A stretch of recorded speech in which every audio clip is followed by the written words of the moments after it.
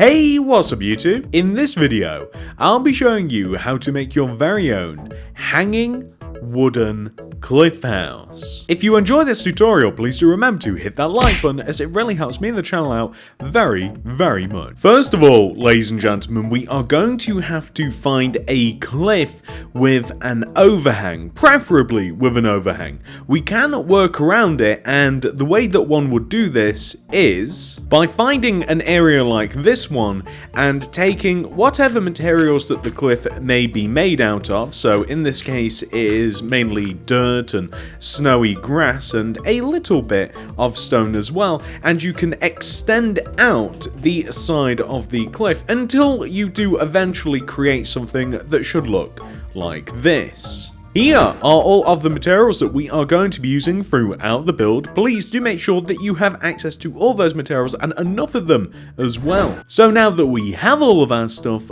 we can get started. So the first thing that we have to do, ladies and gentlemen, is we have to figure out where we are going to be building our house. Which sounds like a silly thing. It's like, obviously it's going to be hanging off the cliff, but what we're actually going to do is we're going to build the house first, and then we're going to attach it to the top of the cliff, and we will accommodate it to the house.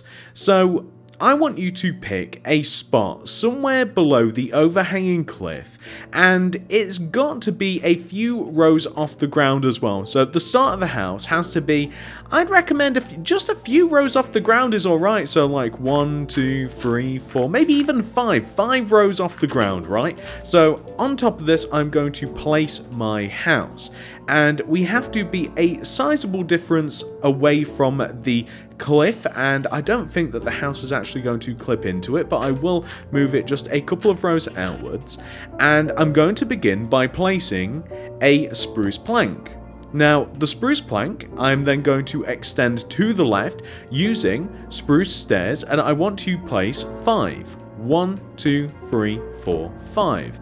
And then on the end of that, I'm going to place a spruce plank, and then I'm then going to extend that spruce plank backwards by 7. So 1, 2, 3, 4, 5, 6, 7. Stick a spruce plank on the end, and then extend that plank to the left across by 5 using the stair. 1, 2, 3, 4, 5. Place a plank on the end, and then join the plank all the way to the front of the house using stairs. So you can see this is the base of the house, and this gives you a really good idea on how this is going to interact with the area that we have decided to place this in. I'm quite happy with this, but if it looks as though that this is going to clip into the mountain or cliff, you're gonna have to move it outwards. All I would have to do is just move it this way. So I'm gonna fill the bottom of this in using spruce planks just like this. Just a few rows off the ground. It doesn't have to be that high. You can make it high if you like, but my cliff isn't that big, so only a few rows off the ground will do. I want to take each one of the 4 corners, and I want to place 3 planks on top. So 1, 2, 3, and 1, 2, 3, and 1, 2, 3, and finally 1, 2, 3. I'm going to stick a spruce log on the ends of every single one of these rows of spruce planks, and I'm going to join them together, making sure that the spruce wood is placed horizontally. So not like it is on the corners, the exact opposite actually, just like this. So what I'm now going to do is install a floor. This is going to be made using spruce planks in between all of the rows of spruce wood, just like this. Perfect. And then I'm going to take each one of the 4 corners of the build, and I'm going to extend them upwards by 4 using rows of spruce planks. So 1, 2, 3, 4, and 1, 2, 3, 4, 1, 2, 3, 4, and finally just one more. 1, 2, 3, 4. Perfect. That is what we want. We want to join the top of this together using upside down spruce stairs. So it's the exact opposite of the bottom. At the bottom we used regular spruce stairs. At the top we're using upside down. You can see that this is as high as the actual house gets, and I'm quite happy with this. I mean, in an ideal world perhaps it would dangle a little bit lower from the point on the cliff that we are connecting it to, but you know, beggars can't be choosers. And we can also alter the cliff itself to accommodate the house, which is why we're making the house first. It's easier to have it be this way around. And by the way, we want to fill the top of it in with spruce.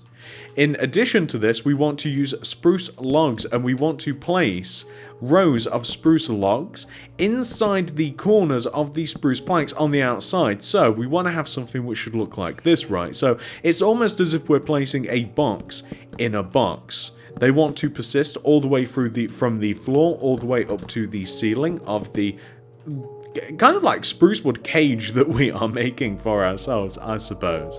And we also want to make some alterations to it as well. So the horizontal row that goes all the way through the middle of our build, we want to take the inward blocks and we want to turn the spruce wood logs so that they face outwards like this. So this is specifically just for the first row inwards of all of these spruce, just like so that it just turns like outwards like this. We want to place spruce trapdoors on the corners of the spruce wood that are joined together with the newly different faced spruce wood blocks like this.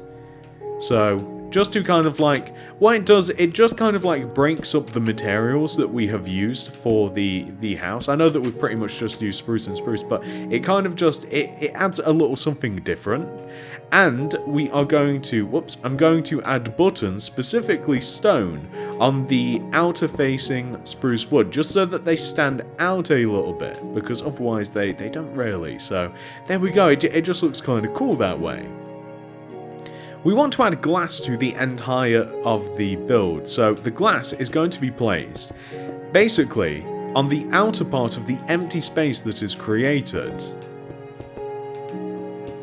by the framing of the spruce wood. We just want to have rows of glass block. This is persistent on every single side, so on every single side we want to have this, and on some sides it actually looks a little bit better than others. Like, well, actually, that's not strictly true. It looks cool when it's connected to these stairs, and it looks a little bit less cool when it's connected to the spruce, but the spruce is necessary for contrast. Otherwise, I was trying to figure out a way to, and I almost considered a double layer of stairs so that we kind of get that like cool effect. I like when glass block kind of like connects to stairs and then you've got this gap. I did consider altering the build to kind of like make it so that the middle of the build was almost in between two sets of stairs that were like opposite each other, but I figured that the spruce wood, or the spruce logs as it is, actually looks a bit better. So this is a really cool design for a house. It's a very modern style, but very survival friendly. The only part that's not survival friendly is the fact that it's kind of like suspended in the air and you've got to find a cliff. But here we go. We want to connect the house in any way that you like to our cliff. So I'm going to be using dirt, although we can use stone because we've got a bit of stone here, and of course you can alter things so that you can use stone instead of dirt. Like you could alter like the edge of the mountain if you wanted to, and you can just include a little bit more stone, and then that way it looks a little bit more natural. But the point of the matter is, it doesn't quite matter how the house connects to the mountain, but I would recommend the mountain joining down to the middle of the house. Now, what does that mean? So the middle of the house, if you take a look at the side, you've got a row of 5 glass. You want it to line up with the row of the middle of the 5 glass, and you want the same on the opposite side as well. We've got a row of 3 glass, so you want to take that middle block and you want to make sure that it joins. Like, there's something about the middle that just makes it look a little bit cooler, and it would look a little bit better if there was a bit more of a hang to the house. So if you've already built the house like me, you're like, well, I'm not going to be rebuilding it. Like, that's not happening. But you can carve out some of the mountains so that it looks as though it's like hanging a little bit more.